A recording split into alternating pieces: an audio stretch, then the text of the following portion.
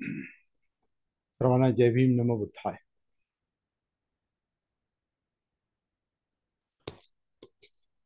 आज आपला या जागृतीच्या कार्यशाळेचा 16वा दिवस आहे. 15 दिवस कसे निघून गेले कळालं पण नाही. पण कापलं बरंच अंतर आपण गाठलेलं आहे. आणि काही अंशी आपल्यापर्यंत आपण पोहोचलेलो आहोत अशी मी आशा करतो.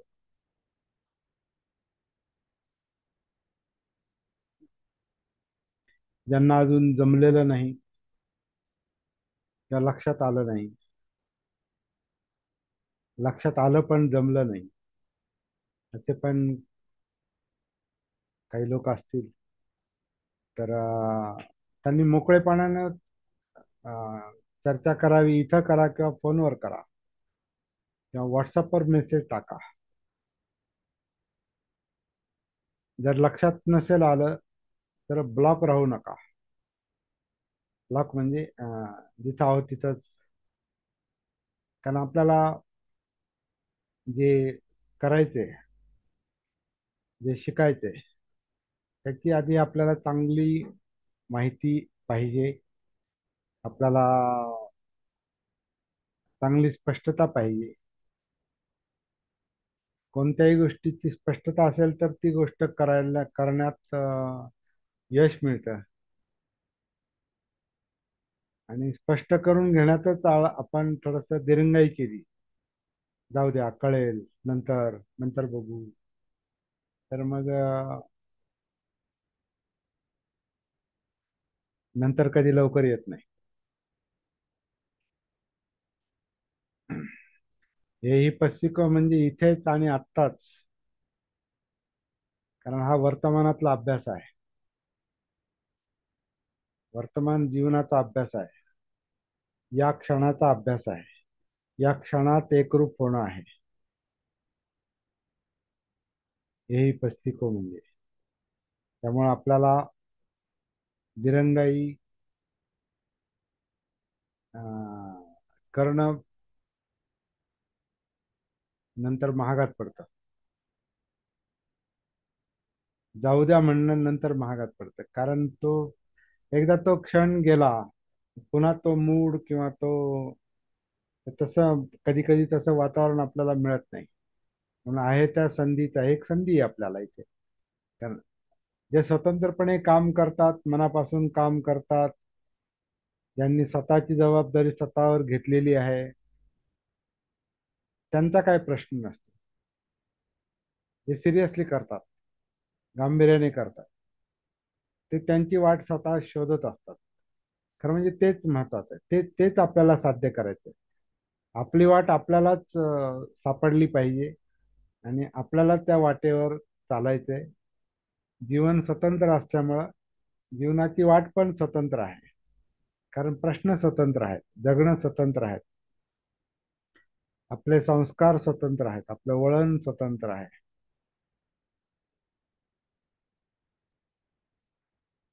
म्हणजे एखाद्या रस्त्याने समजा 100-200 माणसं चाललेली असतील, पायी चाललेली आहेत किंवा वाहनाने चाललेली आहेत. जरी 100-200 माणसं एकाच रस्त्याने चाललेली असली तरी प्रत्येक जण स्वतंत्रपणे चाललेला आहे. तसं ही प्रॅक्टिस सुद्धा अशीच आहे. आपण जरी एकत्रित प्रयत्न करत असलो, एकत्रित चर्चा करत असलो, तरी आपली वाट स्वतंत्र आहे. एकमेकांशी कनेक्टेड पण आहे, पण स्वतंत्र पण आहे.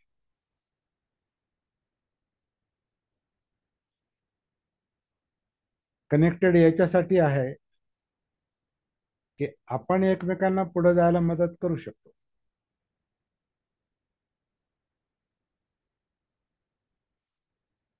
सगळ्या प्रकारांनी.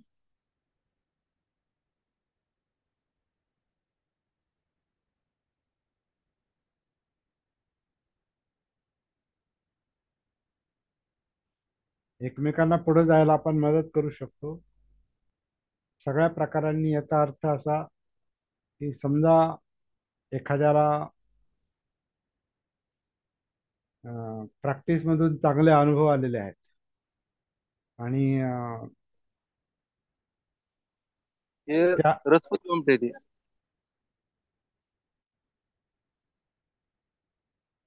काही चांगले अनुभव आलेले आहेत आणि ते त्याला मांडता येतात, एखाद्याला ते सांगता येतात, मांडता येतात, तर ती दुसऱ्याला मदतच आहे एक प्रकारे. नंतर हे काम करायचंच आहे. याला मी म्हणजे काय म्हणजे आपण त्याच्यात काय असं म्हणजे प्रवचनच देऊ शकतो, काही भाषण देऊ शकतो किंवा लिहू शकतो असं नाही. एखाद्याने आपले छोटेसे अनुभव दुसऱ्याला कम्युनिकेट जरी केले, डायरेक्टली इनडायरेक्टली, तरी ते महत्वाचं आहे. जसे जमेल तसे.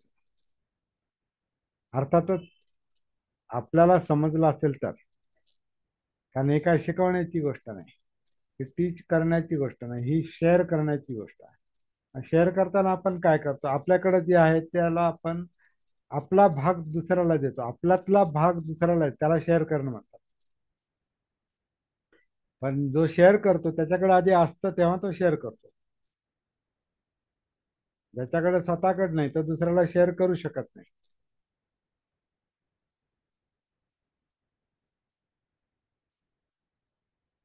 त्यामुळे आधी काय म्हणतात,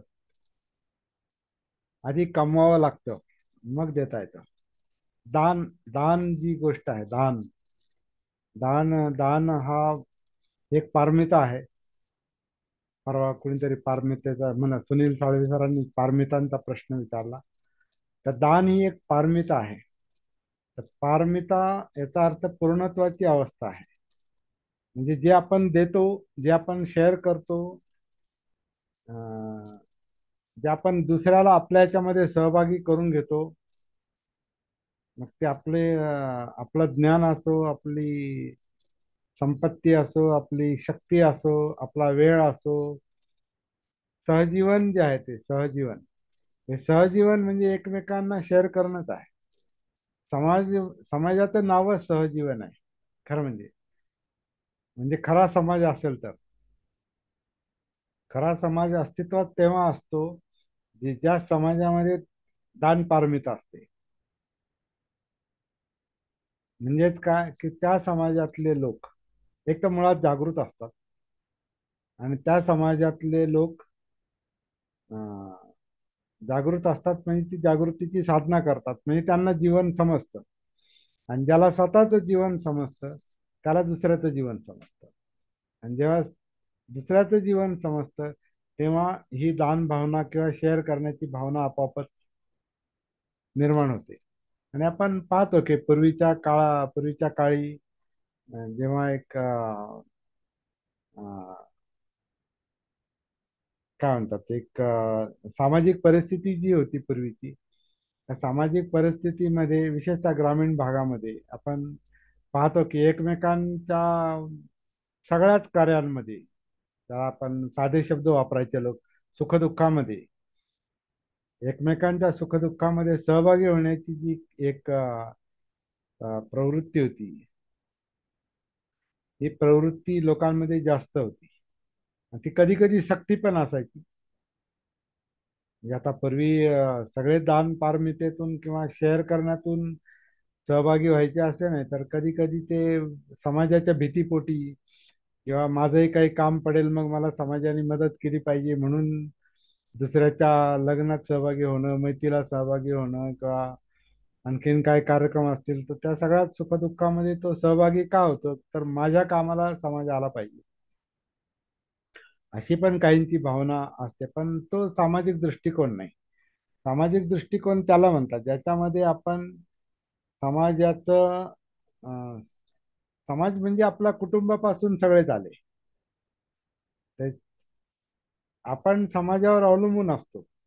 जसे आपण जन्म झाल्या झाल्या ज्या परिस्थितीत असतो, आपल्याला माहिती नाही, आता आपल्याला जन्म आठवत नाही, पण आपल्या समजा समजा समजा माझ्या आईचं बाळणपण समजा गावातच झालं असेल, आणि गावामध्ये कशा कशा सोयी असतात आपल्याला माहिती आहे. ते कोणी पण एखादी वयस्कर म्हातारी किंवा अनुभवी बाई ही ते काम करते. जेव्हा दवाखान्यांची सोय झाली, मग दवाखान्यात लोक जायला लागले. तर आपला जन्म होण्यासाठी आई तर असतेच कारणीभूत, परंतु आईचं बाळंतपण करणारा डॉक्टर असेल किंवा एखादी दाई असेल किंवा खेड्यातली एखादी बाई असेल, त्याच्यामुळे आपण जिवंत आहोत. त्याच्यामुळं म्हणजे कसं आहे की आपल्याला जगवणारे, वाचवणारे, सांभाळणारे, वाढवणारे हे इतर लोकच असतात. आणि या अर्थानं आणि त्याच्यानंतर आपल्याला मग शिक्षण देणारे, म्हणजे शिकवणारे, चांगलं वाईट शिकवणारे, विशेषतः चांगलं शिकवणारे, मग ते घरातले आपले आई वडील असो, नातेवाईक असो, कोणी दुसरे लोक असो, वयस्कर लोक असो, काही चांगल्या गोष्टी सांगणारे, काही कौशल्य शिकवणारे, काही कला शिकवणारे. आपण शाळेमध्ये जातो तर शाळेतले शिक्षक,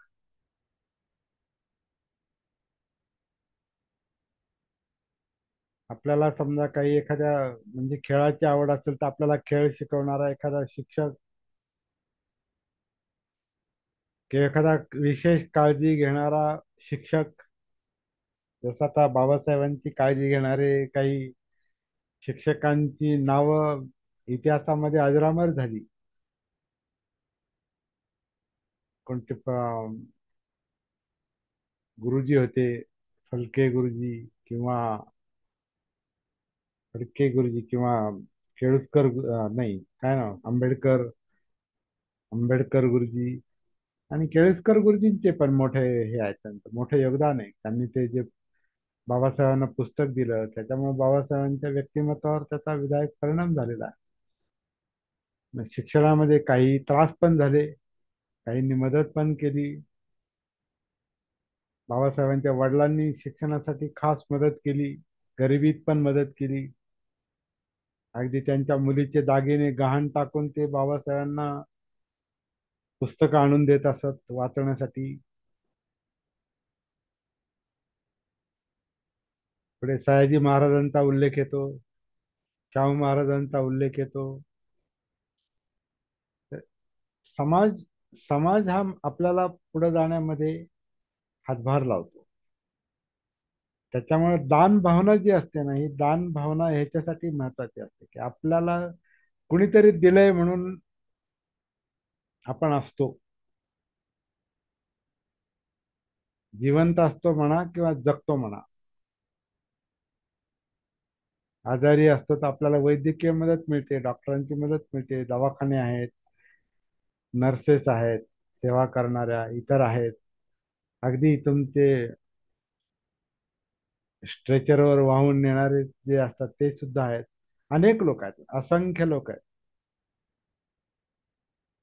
जेव्हा आपण अनात्माचा अभ्यास करतो ना, तर माझ्या मनामध्ये हे सगळंच येतं. आपलं जीवन सगळं परावलंबी आणि पराधीनच आहे. तर कोणाच्या तरी अं, कोणाच्या तरी मदतीनंच, कोणाच्या तरी सपोर्टनं आपण पुढे चालत असतो. अगदी आपण प्रवास करतो तर आपल्याला प्रवासामध्ये इकडून तिकडे घेऊन जाणारे जे काही म्हणजे जे काही दळणवळणाची साधनं आहेत, तर तेही आपलं त्यांच्यामुळे आपलं जाणं येणं असतंय. म्हणजे समाज ही अशी संकुचित कल्पना नाही. समाज ही एकमेकांना उपयोगी पडणारी पण संस्था आहे. आणि समाज जरी एकमेकांना उपयोगी पडण्याची मानसिकता तशी नसेल, का मी उपयोगी पडण्यासाठी म्हणजे समाज म्हणजे मला उपयोगी पडणारा किंवा मी समाजाला उपयोगी पडणारा, अशी मानसिकता जरी नसेल तरी अप्रत्यक्षरित्या ते तसंच असतंय. तर ते आपल्याला दान पारमिता, दान भावना जी असते ना, शेअर करणं, दुसऱ्याला देणं, तर त्याच्यामध्ये हा हा एक व्यापक दृष्टिकोन असला पाहिजे. ज्याला खरं ज्याला बौद्ध संस्कृती म्हणतात, ती अशाच प्रकारची असली पाहिजे, म्हणून ते सुवर्णयुग होतं म्हणतात. तिथं या तिथे नक्कीच हा जागृतीची जी प्रॅक्टिस आहे ती करणारे खूप लोक असले पाहिजेत. म्हणून ते एकमेकांना साथ देत देत, हे शेअर करत करत, म्हणजे दान देत देत, दान दान देणं म्हणजे काहीतरी देणं नाही. दान देणं म्हणजे सहभागी करून घेणं. म्हणजे माझं आहे, माझ्या खिशातलं आहे, ते माझंच आहे, हे ज्याला वाटतं तो दान नाही करू शकत. आपल्या खिशात कसं आलं असा विचार करून आपण जर मागं गेलो, आपण काय म्हणू, मी कमावलेले पैसे आहेत. मी कमावलेले म्हणजे काय? मी कुठेतरी श्रम देतो, श्रम करतो. पण श्रम करण्यासाठी संधी उपलब्ध करून देणारं कोणीतरी असतं ना. काम करायला म्हणजे काम देणारं कुणीतरी असतंय, म्हणून खिशात पैसे येतात. म्हणून खिशातले पैसे हे कशाच्या तरी निमित्तानं आलेले असतात. बरं, जे श्रम हे शरीर करतं, त्या शरीराचं पोषण करणारे इतर अनेक घटक असतात.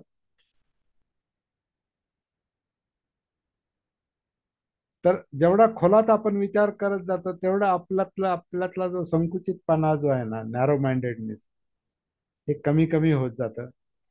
तर मला वाटतं हा अनात्मता आणि जागृतीचा परिणाम आहे, सतीचा परिणाम आहे.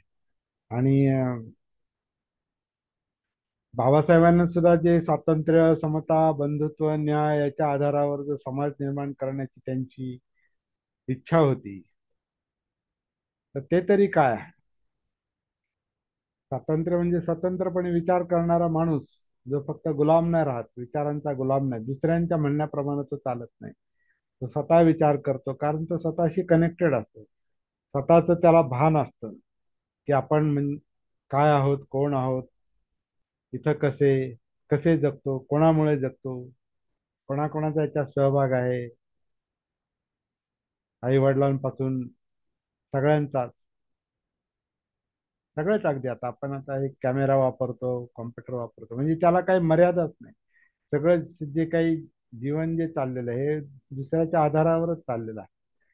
त्यामुळे आपला जो इगो आहे किंवा अहंभाव जो आहे, मीपणा किंवा ज्याला सत्कार दृष्टी म्हटलेला आहे, मी म्हणजेच सगळं, हा भाव ह्या सतीनं जागृतीनं कमी होतो, सत्कार दृष्टी कमी होतो, मीपणा कमी होतो. आणि म्हणून दान भावना येते. तर ती दान पारमिता खूप महत्वाची आहे, असं एक बुद्धांचं म्हणणं, सब्ब दानम. आणि सगळ्यात मोठं दान जे म्हटलेलं आहे बुद्धांनी, सब्ब दानं धम्म दानं जिनाती. सर्व सर्व दानांमध्ये, देण्यामध्ये सर्वात मोठं दान कोणतं आहे, तर ते धम्मदान आहे म्हणतात. आणि धम्मदान देणं ही सगळ्यात अवघड गोष्ट आहे, कारण धम्मदान देण्यासाठी धम्म आधी कमावा लागतो, म्हणजे समजावा लागतो. म्हणजे जीवन समजून घ्यावं लागतं, म्हणजे दुःख समजून घ्यावं लागतं, मुक्ती समजून घ्यावी लागते, मग आपल्याला ते धम्माचं दान आपल्याला दुसऱ्याला शेअर करता येतं, म्हणजे सांगता येतं. हे तर सगळ्यात मोठं काम आहे. बाकीचं सुद्धा जे काही जगण्यासाठी, जगण्याशी संबंधित ज्या ज्या गोष्टी आहेत, त्या सगळ्या गोष्टी दानामध्ये मोडू शकतात. तर हा सुद्धा सतीचा जागृतीचा भाग आहे.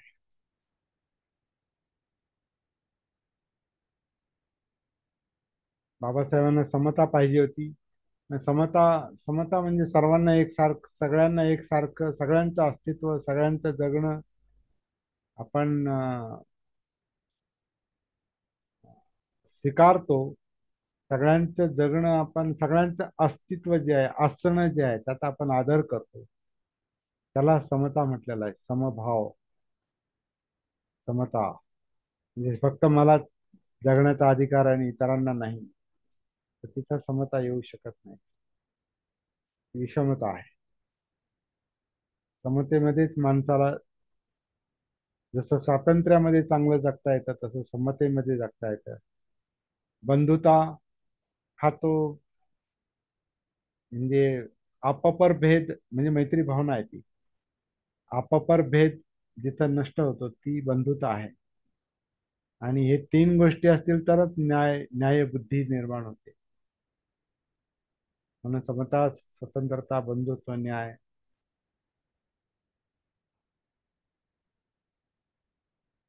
हा जागृतीमुळेच निर्माण होऊ शकतो, सतीमुळेच निर्माण होऊ शकतो. म्हणून सती साधना प्रॅक्टिस महत्वाची आहे.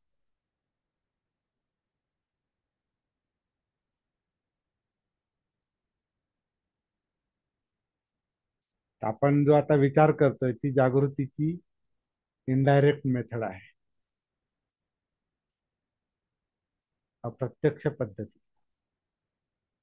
अशा प्रकारची विचार प्रक्रिया निर्माण करून अशा प्रकारचं स्वातंत्र्य, समता, बंधुत्व, न्यायाला, दान भावनेला अनुकूल असं चित्त क्रिएट झालं, त्याप्रमाणे विचार प्रक्रिया चालली, तर तो त्या जागृतीचाच परिणाम आहे.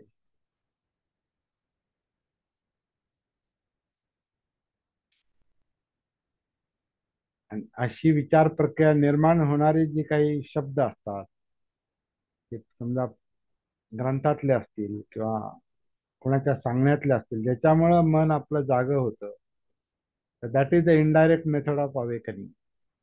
जागृतीची ती अप्रत्यक्ष पद्धत आहे. परंतु डायरेक्ट मेथड जी आहे ती साधना आहे, प्रत्यक्ष साधना. आणि प्रत्यक्ष साधना म्हणजे काय, की आपण आपल्या जीवनाशी डायरेक्ट कनेक्ट होण्याचा प्रयत्न करतो. आणि जीवनाशी डायरेक्ट कनेक्ट होणं म्हणजे त्या जिवंत कायेशी कनेक्ट होणं, म्हणजे कायेमध्ये उतरणं. आणि जीवन समजून घेणं म्हणजे धम्म समजून घेणं. धम्म म्हणजे जीवनच आहे. कारण या जिवंत कायेमध्ये जे जे काही घडतं ते सगळं, सगळ्या ऍक्टिव्हिटीज, सगळ्या प्रोसेस, सगळ्या सिस्टम्स, विचार प्रक्रिया म्हणजे मनोधम्म, चित्त म्हणजे इमोशन्स, इच्छा, आकांक्षा, चांगल्या वाईट सगळ्यात त्या धम्माचाच भाग आहे तो. त्याच्यामध्ये धम्मामध्ये सद्धम्म असेल नाही तर अधम्म असेल, वाईट धम्म असेल नाही तर चांगला धम्म असेल. त्याच्या ऍक्टिव्हिटीज आहेत आपल्या जीवनातल्या, ते सगळं धम्म आहे. तर ते चित्त, त्याचं भान, जाणीवांचं भान, म्हणजे हे सगळं फील होतं ना, जे आपण बोलतो व्यक्त करतो ते सगळं फील होतं, म्हणून आपण व्यक्त करतो. व्यक्त नाही केलं तरी ते आपल्याला इंडिव्हिज्युअल लेवलवर फील होतं, जाणवतं. आणि हे सगळं ज्या कायेमध्ये आहे ती ही काया, म्हणजे म्हणून सतीपट्ठाण म्हणजे काय, काया, वेदना, चित्त, मनोधम्म.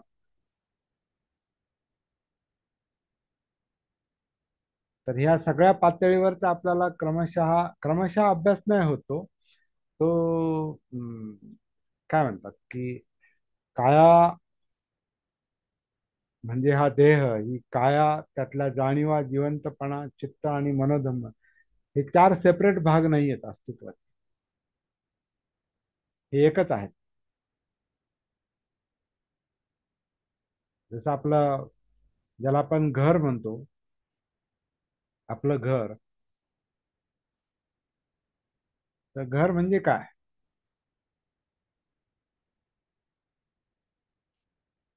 घर म्हणजे काय, कशाला घर म्हणतो आपण. दारातून आपण घरात प्रवेश केला, बैठक खोलीत येतो किंवा बाजूच्या किचन मध्ये जातो किंवा बेडरूम मध्ये, किंवा आणखीन तुमची अभ्यासिका असेल किंवा आणखीन काही जे जे चारी भिंतीच्या आत जे जे काही आहे ते सगळं मिळून घर आहे. ते छत असेल किंवा खालची हे असेल, खालचा भाग, वरचा भाग आणि चारी भिंती, त्यातल्या सगळ्या खोल्या आणि सगळ्या. तुमचे टॉयलेट बाथरूम, ह्या सगळ्याला मिळून आपण घर म्हणतो. आणि घरामध्ये ह्या फक्त वेगवेगळे काय म्हणतात, वेगवेगळ्या खोल्या आहेत त्या सोयीसाठी बनवलेल्या. तर ते सगळा घराचा भाग आहे तो. आता ही आपली रूम आहे. ह्या रूम मधून ही रूम खास, आता याला मी स्टुडिओ सारखाच वापर करतो. त्याला इथे लाईटी लावून ठेवल्या, त्याला बॅकग्राऊंड वगैरे असं करून इथे कॅमेरा किंवा हे सगळं असं केलंय, किंवा रेफरन्ससाठी म्हणजे पुस्तकं इकडं तिकडं पडलेले असतात. तर एवढी ही 10 बाय 10ची जी रूम आहे, हा स्टुडिओ सारखा आहे. हा घराचा भाग आहे. आणि या रूमचा उपयोग त्या विशिष्ट कामासाठी आहे. जी अभ्यासिका पण आहे. हे तुमचं स्टडी म्हणजे स्टडी रूम आहे. इथे आपले सत्र चालतात, म्हणून इथे ती स्टुडिओ सारखी व्यवस्था केली, म्हणजे स्टुडिओ पण आहे, स्टडी रूम पण आहे, इथे विश्रांती रूम पण आहे. आणि ह्या खोलीमध्ये एवढी सगळी कामं चालतात. दुसऱ्या खोल्यांमध्ये ती ती कामं चालतात. आणि हे सगळं मिळून घर आहे. तसं विचार प्रक्रिया, चित्त, इमोशन, पाहिजे नको, इच्छा आकांक्षा तृष्णा, जाणीवा, शरीर, शरीराशी निगडीत असलेली डोळे कान नाक जीभ त्वचा ही सगळी इंद्रिय. परवा आपण पाहिले चार धातू, पृथ्वी आप तेज वायू, किंवा आपण पंचस्कंद म्हणतो, किंवा रूप वेदना संज्ञा संस्कार विज्ञान. ह्या ह्या ह्यातलं हे विश्लेषण म्हणजे एकाच एकाच जीवनाचं, एकाच शरीराच्या अस्तित्वाचं ते वेगवेगळे जणू काही ते भाग आहेत, कार्य आहेत. ते सगळे एकत्रितच आहेत. म्हणताना ते वेगवेगळे म्हणतो आपण. पण त्यांचं जर भान यायचं असेल, त्यांची जागृती यायची असेल, तर आपल्याला अगोदर ते काय म्हणतात, दरवाजा उघडल्याशिवाय आपण आपल्या घरात शिरू शकत नाही. तसं ह्याच्यामध्ये एंट्री करायची असेल, प्रवेश करायचा असेल, तर तो दरवाजा आधी उघडला पाहिजे. जागृतीचा दरवाजा अगोदर उघडला पाहिजे. आणि तो जागृतीचा दरवाजा उघडण्याचं मुख्य द्वार जे आहे, ते आनापान आहे. आणि ते आनापान ही कायाच करते, म्हणजे त्याला काया आनापान असं म्हणतो मी.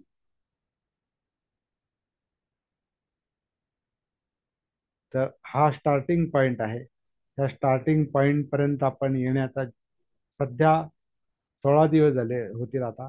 याला आपण एकच प्रयत्न करतोय की त्या एंट्री करायची जीवनामध्ये, आपल्या स्वतःच्या अस्तित्वामध्ये यायचं.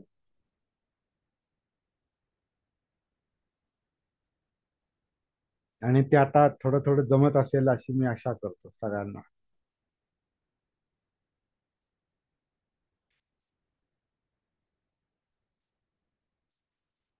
आणि ते जमायला लागल्यानंतर काही बोलण्याचा भाग कमी कमी होतो आपोआपच. मग ज्याचं त्याचं काम सुरू होतं. ही शरीर, हा देह, ही काया, पोटामध्ये, छातीमध्ये, सुरुवातीला पोटामध्ये, पोटाच्या म्हणजे जितकं तुम्हाला खोलात जाता येईल तितकं खोलामध्ये ते सगळं ते सगळंच हालचाल करतं, ते मुवमेंट करतं. कारण आपल्या शरीरावर जे काही जडपणाचं ओझं असतं किंवा तणावाचं ओझं असतं, ब्लॉकेज असतात, प्रेशर असतं, त्याच्यामुळे हालचाल मोकळी नसते, मोकळी जाणवत नाही. कारण आपल्यावर खूप प्रेशर आहे, टेन्शन आहे, तेही आपल्याला जाणवत नसतं. जेव्हा त्रास होतो तेव्हा आपण ते, किंवा त्रास जाणवतो तेव्हा हा त्रास कशाचा आहे हे शोधायला आपण सुरुवात करतो. तर तसंही जडत्वाचं ओझं असतं आपल्यावर. पळापळीचं एक ओझच आहे, चंचलता जी आहे हे ओझच आहे, जडत्वाचं ओझं आहे. आपल्यामध्ये अनिश्चितता म्हणजे डाऊट, म्हणजे नीट लक्षात येत नाही आपल्याला काय करायचं, कुठं जायचं, जीवनाचा उपयोग काय करायचा, जीवनाला काही टार्गेट बनवणं न बनवणं हे न समजणं म्हणजे डाऊटच आहे एक प्रकारे, विचिकिच्छा. डाऊट म्हणजे संदिग्धता, त्याला दुसरा एक तर हे संदिग्धतेचं पण ओझं आहे आपल्यावर. निष्कारण विचार करण्याचं पण, चिंतांचं पण ओझं आहे, भयाचं ओझं आहे, डिप्रेशनचं ओझं आहे. अनेक गोष्टींचं आपल्यावर ओझं आहे, ते विशेषतः सायकोलॉजिकल ओझं फार मोठं आहे. आणि त्याच्यामुळे आपल्याला हे आनापान पण जे आहे ना, जे हे काया घेते सोडते, हे जे मोकळेपणानं अनुभवायचं असतं ते अनुभवाला येत नाही. पण तो प्रयत्न करायचा असतो. आणि हे प्रेशर हळूहळू कमी होतं, ते आपोआप हळूहळू कमी होतं. कारण जसजसं प्रेशर जाणवायला लागतं कोणतंही असो, त्याला दुःख म्हटलेलं आहे. ते प्रेशर जसजसं जाणवायला लागतं जागृतीला, तसतसं ते प्रेशर कमी व्हायला लागतं. मग तर ते तुमच्या श्वासावरचं प्रेशर असो, दबाव असो, किंवा पोटावरचा दबाव असो, किंवा छातीवरचा दबाव असो,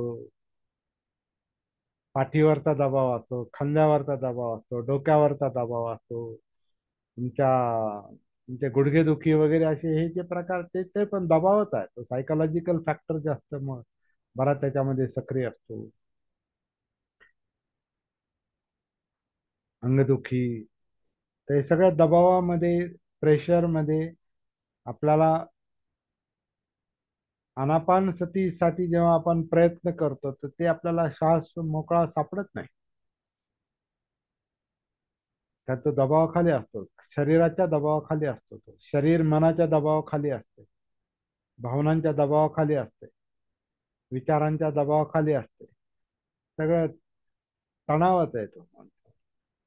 तर हा तणाव आधी कमी होतो, कमी व्हायला सुरुवात होते. म्हणून हे शरीर पोटामध्ये, छातीमध्ये कसं आन करतं, श्वास आत घेतं, बाहेर सोडतं,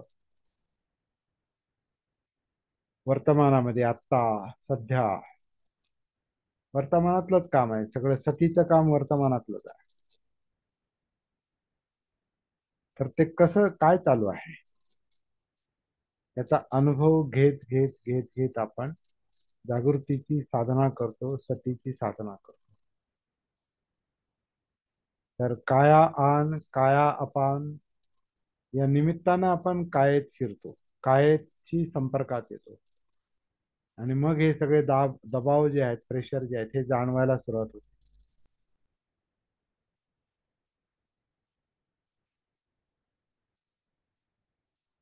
आणि ते कळणं आधी महत्वाचं आहे. त्याचं कारण आपलं मन आहे, चित्त आहे, आणि त्यातल्या बऱ्या वाईट गोष्टी आहेत, त्यातले संस्कार, बरे वाईट संस्कार आहेत. आपल्याला आपण शिलाचरण म्हणतो की पानाती पाता वेरवणे, म्हणजे मी प्राणी मात्राची हिंसा करणार नाही, म्हणजे ही हिंस्र भावना जी आहे, ही पण प्रेशर आहे आपल्यावर. सतत काही ना काही, कोणातरी मी नुकसान करील, त्याच्याकडे पाहिल, त्याचं मी असं करील, त्याचं तसं करील, त्यानं मला असं म्हटला, तसं म्हटला, त्याची मी वाट लावीन, असे पण विचार असतात. अक्कोची मग अवधी मग अजिनी मग अहासी मी, धम्मपदातली जी गाथा आहे, त्यांनी मला मारलं, त्यांनी मला शिव्या दिल्या, त्यांनी माझं असं केलं आणि त्यांनी तसं केलं आणि मग मी पाहिल, असं ज्याच्या मनात सतत चालू असतं, ते त्याच्यावर तर प्रेशरच आहे त्या व्यक्तीवर. कधी कधी ज्याच्याविषयी आपण विचार करतो तो माणूस अस्तित्वातही नसतो. ती कधीतरी जुनी गोष्ट असते, तो गेलेला असतो, तो कधी कधी मेलेला असतो, तरी त्याच्याविषयीच्या अशा भावना आपल्यामध्ये जर असतील, तर ते प्रेशरच आहे आपल्यावर. चोरी करण्याची, अदिन्न दानाची, म्हणजे न दिलेलं घेणं, असं मनात जरी विचार आले, जे आपलं नाही ते आपलं झालं पाहिजे, काही करून मी हिसकावून घेईल, काही करून करप्शन करील, काही करील मी, पण ते माझ्याकडेच घेईल, माझंच झालं पाहिजे. तर हा जो अदिन्न दानाचा जो भाग आहे, तो पण आपल्यावरचं प्रेशर आहे. कामवासनेचं प्रेशर आहे, खोटं बोलण्याचं प्रेशर आहे,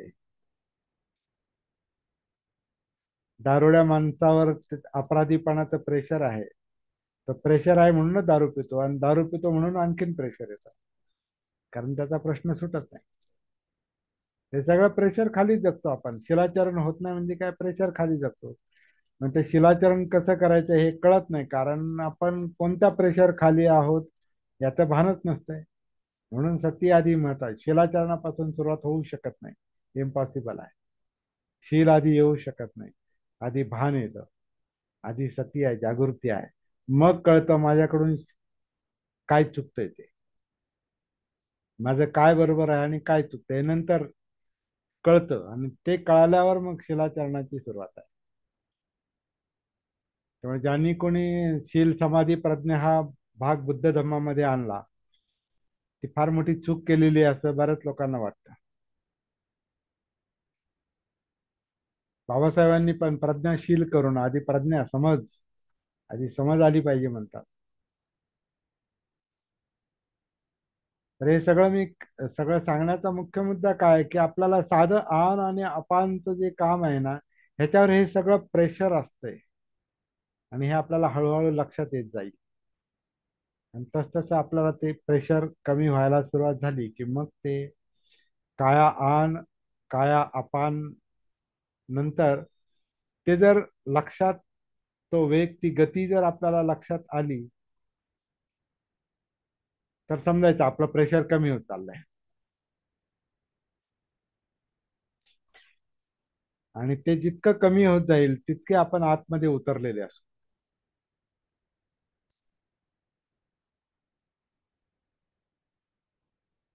पुढच्या टप्प्यामध्ये आपल्याला अनापानचा विचार करायची गरज पडणार नाही, कारण आपण कायेमध्ये, या जिवंत कायेमध्ये, जाणीवांमध्ये आपण स्थिर स्थिर आहोत. स्थिर म्हणजे काय, त्या गतीमध्ये आहोत, ते आपण पाहतो, कारण आता आपण पुढचं स्टेशन गाठतो. अनापान मधून आपण काया अनापान सतीमधून आपण कायानुसतीमध्ये येतो. अनापानची मग आवश्यकता भासत नाही, असं ते पुढे काम चालू राहतं. आता इथून बघा, बोलता बोलता आपण सतीपट्ठांमध्ये उतरलो. सतीपट्ठाण म्हणजे काया वेदना चित्त मनोधम्म यांचं भान, यांची सती, यांची जागृती. म्हणजे कायेची जागृती, कायेतल्या जिवंतपणाची म्हणजे जाणीवांची जागृती, फिलिंगची जागृती. चित्त म्हणजे इमोशन, हे पाहिजे ते नको, असं पाहिजे तसं नको, ह्या ज्या इच्छा आकांक्षा तृष्णा आहे, ते चित्त जे आहे त्याचं भान, त्याची जागृती, तोच मुख्य प्रॉब्लेम आहे.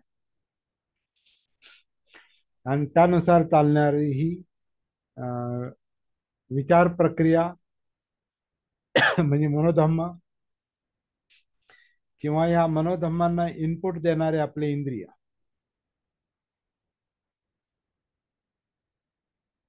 ह्या सगळ्याच आपल्याला एक एक करून जे भान येतं, ते विशेषतः चार टप्प्यामध्ये येतं. ते काया वेदना चित्त मनोधम्म, याला सतीपट्ठाण म्हटलंय.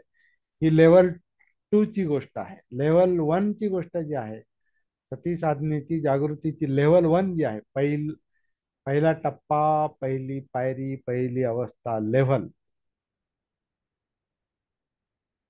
फिक्स लेवल नाहीये ती.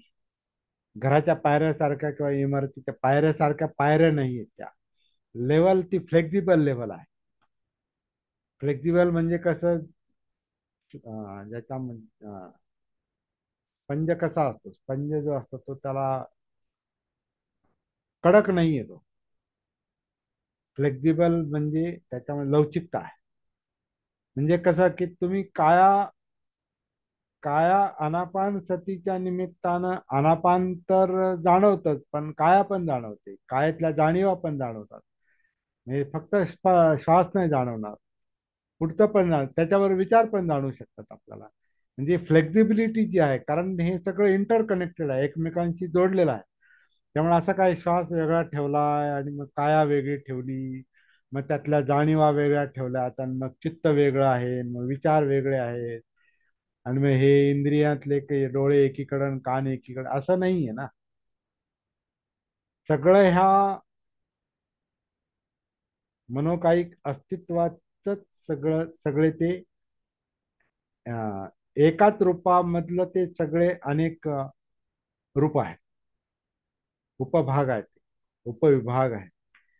त्यामुळे आपण जसं आपण कायेच्या आत आनापानच्या निमित्तानं, काया आनापानच्या निमित्तानं आपण जसे आत उतरत जातो, तस तसं आपल्याला सगळंच थोडं थोडं जाणू शकतो. कारण बाकीच्या ऍक्टिव्हिटीज बंद नाहीत ना. जर ते सगळं चालू आहे त्याचं कारण ते सगळं एकाच वेळेला काम करतंय. म्हणजे मेंदू वेगळा काम करतोय, हार्ट वेगळं काम करतंय, पचनक्रिया वेगळी काम करते, फुफ्फुस वेगळी काम करतात, आणि जे काही जेवढ्या सिस्टम आहेत आतमध्ये ते सगळ्या वेगवेगळ्या नाही काम करत, सगळ्या इंटरकनेक्टेड आहेत. जसा एखादा मोठा कारखाना असतो, तर त्या कारखान्याची वेगवेगळी जी काही कामं असतात फॅक्टरी मधली, ती सगळी एकमेकांशी जोडली गेलेली असतात. मॅनेजर पासून शिपायापर्यंत सगळे एकमेकांशी कनेक्टेड असतात. तर आपल्या शरीराचं पण हे आहे. तर आपण जसे आत उतरतो तसं हे यातलं सगळं थोडं थोडं जाणवायला लागतं. आणि मग आता जसा एक प्रश्न मला अशोकने विचारला, अशोक मस्केंनी, किंवा आता मी श्वास पाहतोय पण मला विचार पण जाणवतात, मग आता श्वासाकडे बघायचं का विचारांकडे बघायचं? तर विचार तिथंच असल्यामुळे जाणवणार, परंतु विचारांची जी स्पष्टता आहे, एक एक विचार किंवा ती जी, आणि विचार ही फार सुपरफास्ट गती आहे, कारण इलेक्ट्रोकेमिकल प्रोसेस आहे ती, ती फार सुपरफास्ट गती आहे.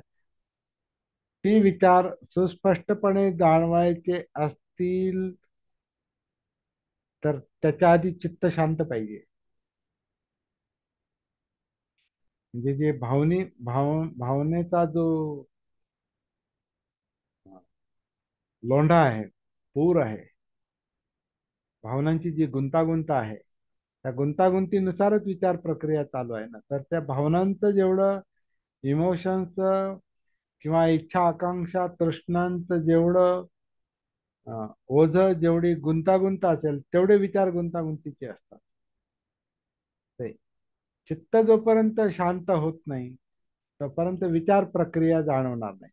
मग तुम्ही श्वास पाहता पाहता जर विचारही जाणवलं आणि सगळं जाणवलं, तर ते जाणवणारच आहे, कारण ते तिथंच आहे. पण म्हणून विचार जाणवतात मग तिथंच अडकलो, तर मग हे चित्ताला शांत करण्याचं किंवा ह्या कायेला, जाणीवांना शांत करण्याचं काम राहून जातं. ते शांत करणं गरजेचं आहे. आणि ते नुसतं शांत नाही, त्याच्यामध्ये एक प्युरिफिकेशन पण चाललेलं असतं, चित्तशुद्धी ज्याला म्हणतात. विमुक्ती म्हणजे मुक्त, चित्त मुक्त होत आहे, म्हणजे शुद्ध होते ते, तेही काम चाललेलं असतं. तर ते, हे सगळंच काम एकाच वेळेला चालतं जागृतीच्या याच्यामध्ये, सतीमध्ये. त्याच्यामुळं आनापान किंवा काया आनापान पाहताना शक्यतो तेवढंच पाहायचं. जोपर्यंत आपल्याला स्पष्टता येत नाही, जरी मन पळापळ करत असेल, जरी चित्त पळापळ करत असेल, जरी आपल्या शरीराच्या बोलण्याच्या अस्ताव्यस्त हालचाली चाललेल्या असतील, आपण काही बडबड करत असू किंवा काही कृती करत असू कायेने, हे जरी चाललेलं असेल, तरी आपण आपल्याला पहिला उद्देश हाच द्यायचा आहे की मला श्वासाच्या आधारे कायेमध्ये उतरायचे. बाकीचा गोंधळ किती असू द्या सुरुवातीला, त्याने गडबडून जायचं कारण नाही. तर तो गोंधळ कमी करण्यासाठीच तर चाललंय सगळं हे. त्यामुळे त्या गोंधळानं गोंधळून जायचं नाही. गोंधळ आधी लक्षात घ्यायचा की गोंधळ आहे. जसं आपण अनापान सतीमध्ये आपण पुढे चालून हे पाहतो का हे अनापान आहे किंवा हे काया अनापान आहे. आता त्या छोट्याशा पुस्तकामध्ये पुढच्या ज्या स्टेप दाखवल्या त्या स्टेपनुसारच आपल्याला अनुभव येतात असं नाही. पण काया आन काया अपान पाहताना समजा श्वास छोटा असेल तर छोटा आहे, एवढंच बघायचं. लक्षात येतं ते. मोठा असेल तर मोठा आहे. काया आन करताना छोटा श्वास असेल तर काया आन करताना छोटा श्वास आहे. काया अपान होताना जर छोटा श्वास आहे तर काया अपान होताना छोटा श्वास आहे. काया आन होताना जर मोठा श्वास असेल, दीर्घ श्वास असेल, तर काया आन होताना हा मोठा श्वास आहे. काया अपान होताना जर मोठा श्वास असेल तर हा मोठा श्वास आहे काया अपान होताना. असं जेव्हा जे जसं असेल तसं पाहिजे. मुद्दाम मोठा श्वास घ्यायचा नाही किंवा श्वास छोटा करायचा नाही.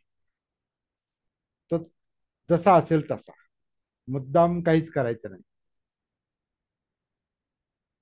हे तर पहिलं काम आहे.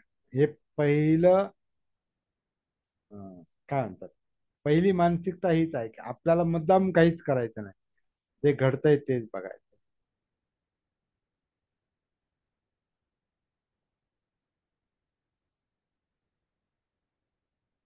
आता मी बोलताना अनेक गोष्टी बोलतोय, बरे हातवारे चाललेत, काही हालचाली चालल्यात, तुम्ही सगळे दिसताय, हे आहे.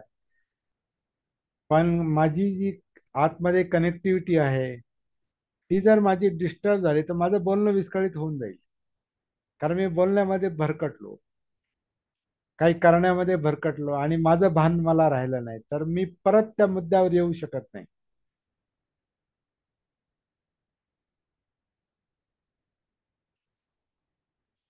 ह्या गोष्टी आपण नंतर साध्य होतात आपल्याला हळूहळू. त्या मुद्दा मोडून ताडून करण्याच्या गोष्टी नाही. तर डेव्हलपमेंट जी आहे जागृतीतली, ही अशा प्रकारे चालते आणि मग त्या अं, पुस्तकातल्या स्टेपनुसार आपण करण्याचा प्रयत्न करतो.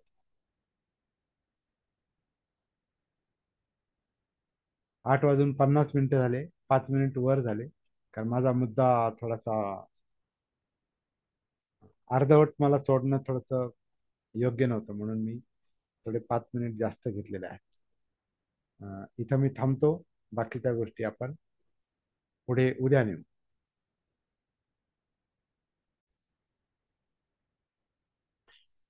मुख्य जो तंबूचा जो मुख्य पोल असतो, जो मध्ये असतो, आपण सर्कशीतला पोल पाहिला असेल, तो त्या पोलवर सगळं तंबूचं ओझं असतंय. तर तो सेंट्रल पोल, तो सेंट्रल पॉइंट आपण मागे असं बोलायचो, पण आपला हा हा जो मुद्दा आहे, हा काया अनापानचा, हा सेंट्रल पॉइंट आहे. याला आता आपण थोडासा तो त्या तंबूचा मधला तो पोल समजू त्याला.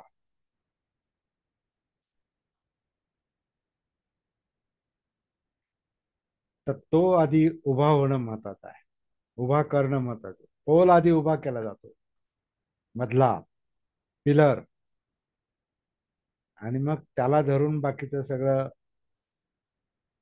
अं, अं, काय आता त्याला आपण त्याला कन्स्ट्रक्शन बांधकाम नाही म्हणत, पण ते सगळे जे काही बा- बांधणी आहे कपड्याची किंवा याची, ती सगळी त्या पोलच्या आजूबाजूला असते. आणि मग त्याला बारीक सारीक खुंट्या दोऱ्या काय असेल किंवा मध्ये छोटे छोटे पोल, असं हे आपलं सेंट्रल पॉइंट जो आहे तो हा आहे. हा. कबीरांचं एक कोणतं तरी भजन आहे, त्याच्यात ते शब्द मी ऐकले. माटी की भीत पवन का खंबा. ते शरीर जे आहे ते माटी की भीत पवन का खंबा. तर पवन म्हणजे हा श्वासोश्वास, आणि शरीर म्हणजे माती आहे. माटी की भीत पवन का खंबा, आणि पुढे काय मला त्याचं माहिती आहे, पण हे शब्द फार कोणाला माहिती असतील तर सांगा पटकन. अनिल तुमचे कबीर पाठ आहे थोडेफार. उड़ जाएगा हंस अकेला, जगदर्शन का मेला, असं ते भजन आहे. कुमार गंधर्वांच्या आवाजातलंय, छान आहे ते भजन, ऐका. उड़ जाएगा हंस अकेला, जगदर्शन का मेला, उड़ जाएगा हंस अकेला,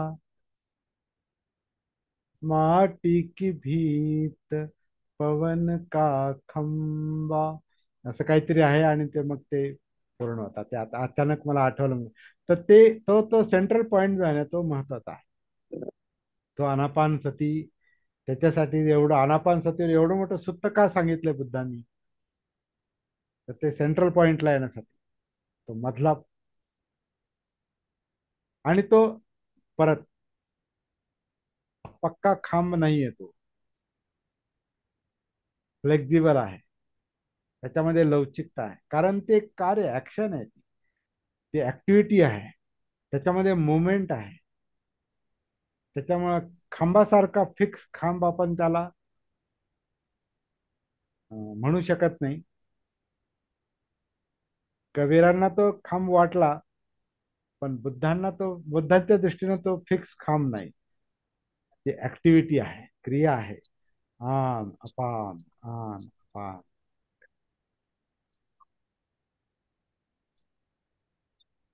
आणि तो खांब, तो जरी फ्लेक्झिबल असला, लवचिक असला, तर तो मरेपर्यंत उभा राहणार आहे.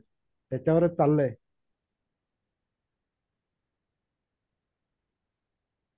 So something like that. काही गोष्टी कल्पनेच्या पलीकडच्या गोष्टी आहेत ह्या. परंतु माणूस तर्क करतो, विचार करतो, तर काहीतरी कल्पना सुचतात. पण कल्पना ह्या अनुभव व्यक्त करण्यात इतक्या